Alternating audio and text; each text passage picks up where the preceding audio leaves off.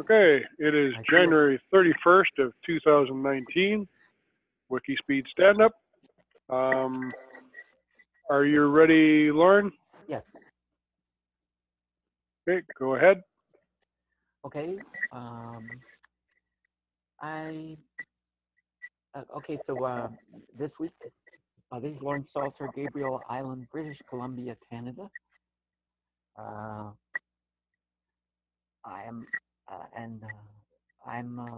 This week I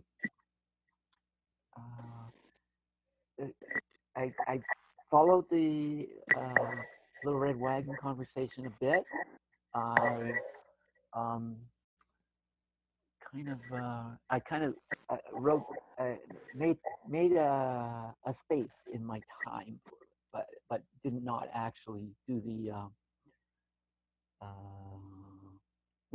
non-profit reporting. And I did carry on with the Python.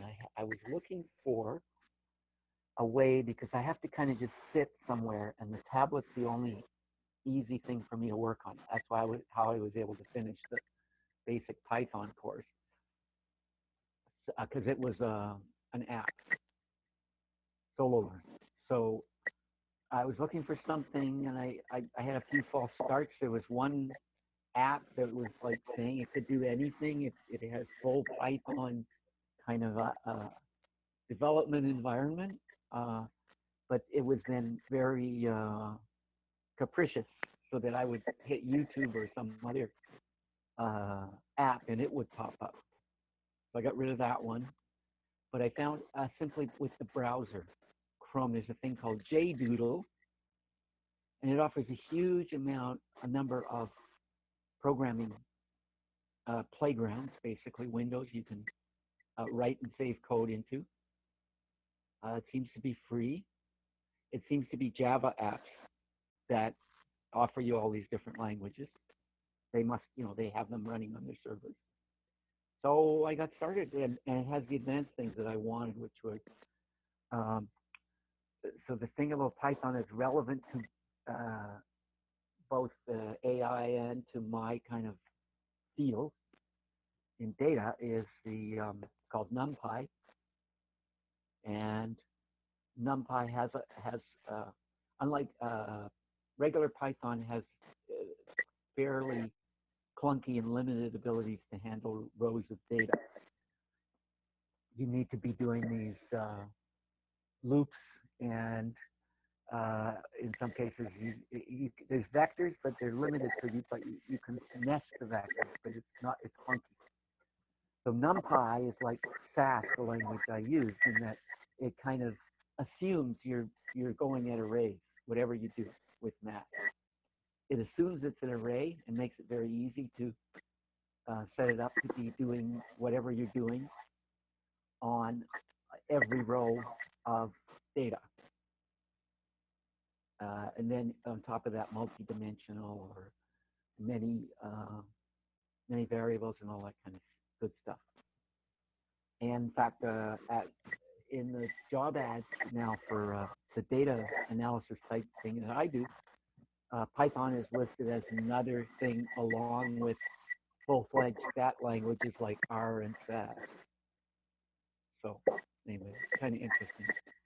And so I think I'm counting that as beneficial for understanding, at least being a consumer, an intelligent consumer of, say, things like autonomous. So that is it for me. Blocks. I think I would say that I've eliminated more than I've taken on. I think I have a solution for a health problem. Did some work to solve a family health problem, and may have a solution. So that's it for me. Okay. Wait a second. There, I'm back. Okay, it's Michael Olchuk in Saskatoon. Last week I did a little bit of work on the electric Ranger. I did get the battery, the 12-volt battery, split out It is running the lights on a separate switch. Had to add a pin inside a switch. I did get the video posted last week.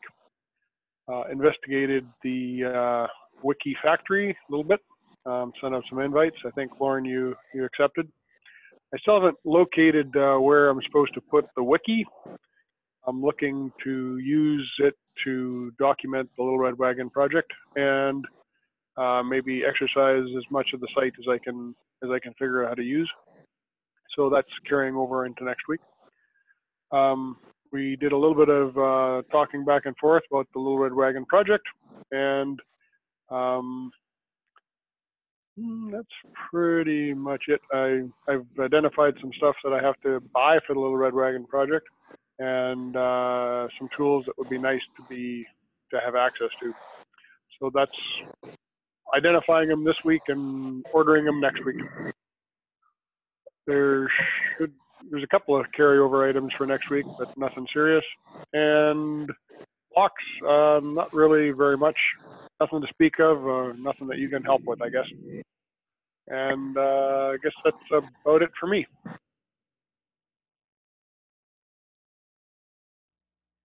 Okay, going to the retro. Lauren is 3, and the team is 9. And process improvements. I don't have something that's a process improvement, but I do have cross talk about the Little Red Wagon. And I do want to see. I want to do another design meeting maybe sometime. I'm quite interested in that. Any morning. It'd be fun to do another morning. Not another design meeting, but whatever the revision meeting. That's it.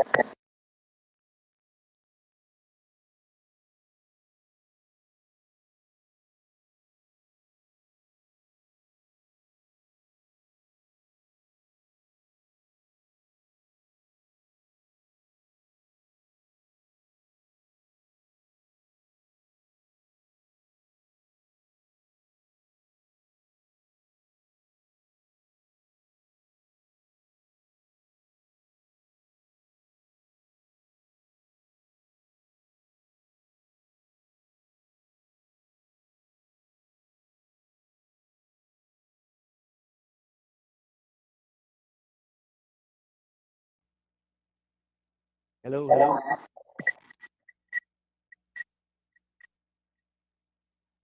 Hey, did your other device other than the laptop drop off?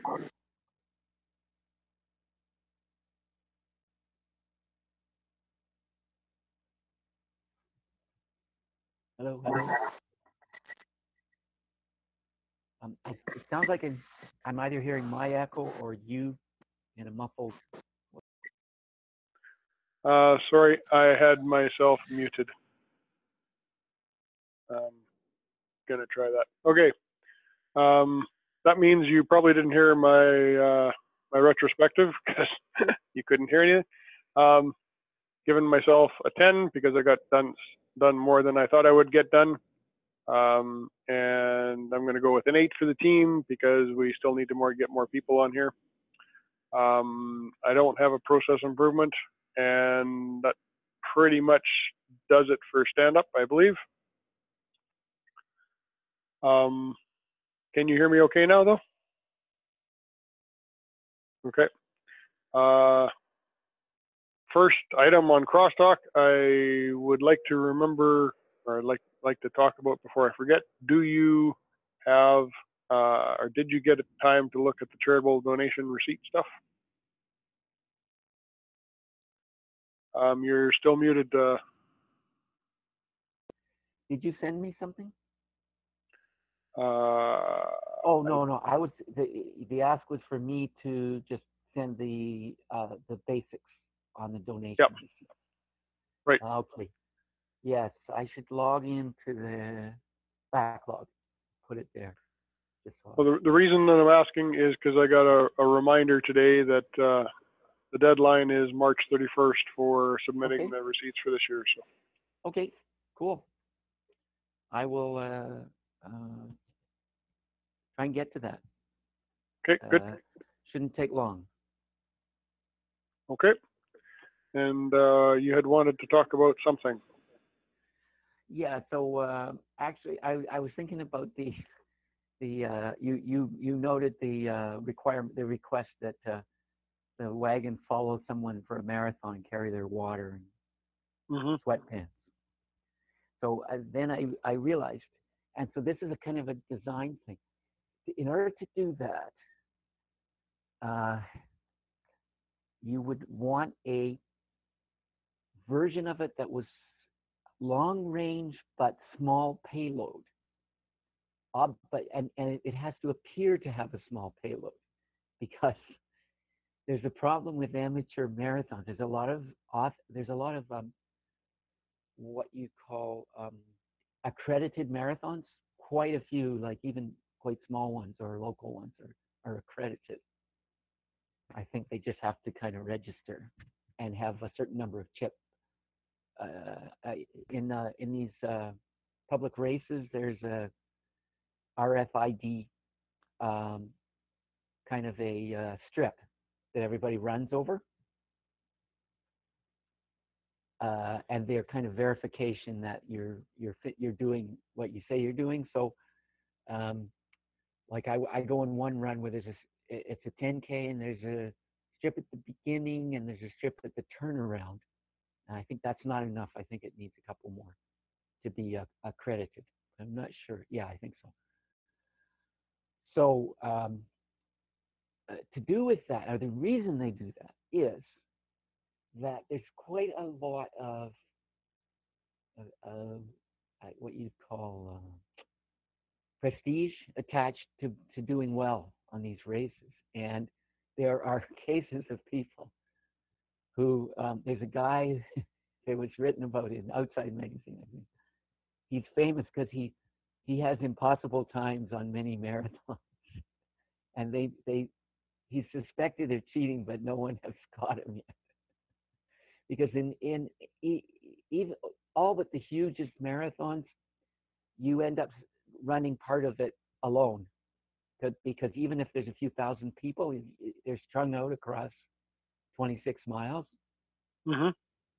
So you end up part of it alone. So the supervision. So if you were running with something that looks like you'd hop onto, then that would arouse suspicion. But if it was small enough to say just hold sweatpants and water, that would be fine. But it should look more like a Tonka toy or something like that than a Segway or a vehicle. It can't look like something that could carry you. Yeah, that's right. Yeah. Okay. Well, I don't really see there being an issue in scaling it up and scaling it down. I think there is going to be some challenges, obviously, but most of those are going to be with fitting what you want into the size you want it to be. Yeah. Well, the payload, it could just go by payload. It could just, be certifiably that the payload would, you could take a brick or something and show them that with a brick it didn't go fast enough. Mm-hmm. Okay. Well, yeah, I guess you could also put a camera on it and take video of yourself. So. Yeah. Oh, that's a great idea. We've got to add that to the thing because we've got all these things with drones and they last 5 minutes. So you get all these great pictures and things, and it's really like 12 drone flights and with charging in between. Mm-hmm. But a thing like that, with a selfie stick, it could be, or with a mast. And I've seen that in one of the videos. In one of the videos that I showed you, the Segway, the guy had a selfie stick and he was doing a overhead shot of himself riding around. Hmm. Holding I don't remember that one, but Yeah. Okay. So, but you know, the mast could be 18 feet high, and I've actually seen a pioneer of kite. The first the first article in the first Make magazine was a this is this is early 2000s, but it shows you how much things have changed. It was taking a disposable camera, putting a little parachute or a little cone on it to catch the wind, put and sending it up a kite. It had a plasticine spring-loaded um, trigger for the to take the picture. But the guy So has, you know, what's that? when it got to the top, it triggered or something. Yeah, it actually, after a certain period of time, the plasticine would gradually, it slowed down it was like a clothespin or some spring that was pushed. And when it broke free of the plasticine, it would take the picture. And the guy's gone through many iterations. One of them, I saw him in a Make, the same guy who wrote the article. He had a 40-foot, I think, a 40-foot carbon fiber pole, which cost him about $99 from somewhere. Tell me if this is possible, or maybe it was 30 feet. And so he was doing aerial shots. He made a harness so he could hold this pole and put a video camera on the top of it, or an action camera. He was walking around, but very practical. Like he was able to cover the Maker Faire, which is jammed with people. Mm-hmm. I'm not sure how you would take that over rough terrain and get anything but a motion sickness inducing video. There's some options, you know, gimbals and things. There's all kinds of do-it-yourself steady cams.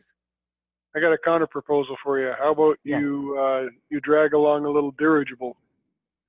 And the dirigible is really, really interesting. I talked to a guy who builds drones at the Maker Faire in Vancouver in 2013.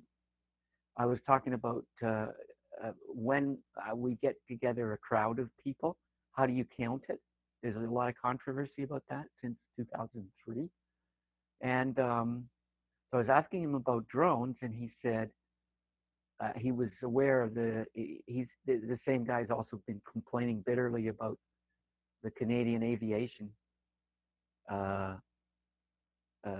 Agency, basically putting them out of business.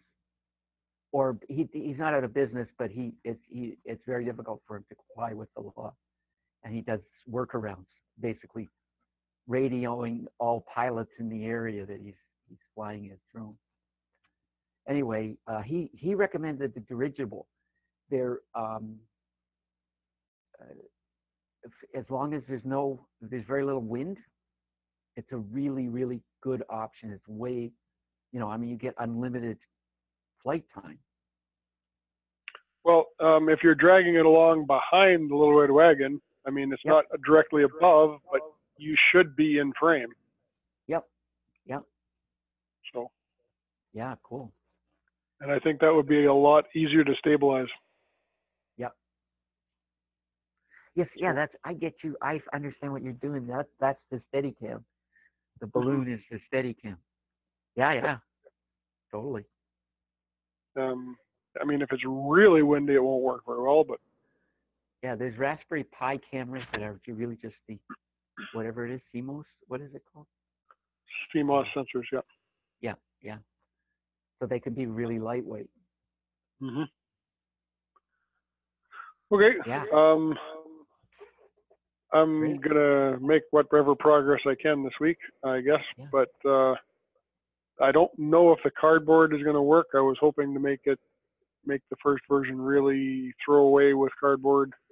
The problem is the motor's way too much, and if I use enough layers of cardboard to actually make it so that they'll support the weight, I pretty much come up with something that looks like wood anyway. Yeah, right. So I might as well just use plywood. So there's a lumberyard down the street from me. So I have unlimited. They throw out the pallets. They throw out the packing for roofs. I've got a bunch of wood from the roof. So that's kind of heavier stuff. But do fruit markets still use wooden crates at all? Mm-hmm. Yeah, that's a possibility. Yeah. A lightweight wooden crate. Well, I mean, you can take parts of the pallet. You don't have to take the whole pallet. Yeah. So the pallet's another. It's still fairly heavy wood. I was thinking of that thin wood they used to use on Orange Creek. Yeah. The back of the cheap shelving units, it kind of looks like cardboard, but it doesn't. Yep. It's actually fairly stiff. Yep. It doesn't hold screws very well though, so you kind of have to glue it together. Yeah. Right. Yeah. Interesting. Okay. Yeah. Anyway, I'm really. I think it's like the simple, the dead simple kind of low tech. In a sense, it's low tech, but it has the capabilities. And I'm so many things are. Here's an example. So a doctor told me like 15, 20 years ago, he said, if you get a blood pressure meter, you get the electronic screen, you get the one with the electronic screen, but don't get the electronic inflation. They chew through the batteries like crazy and they're highly inaccurate.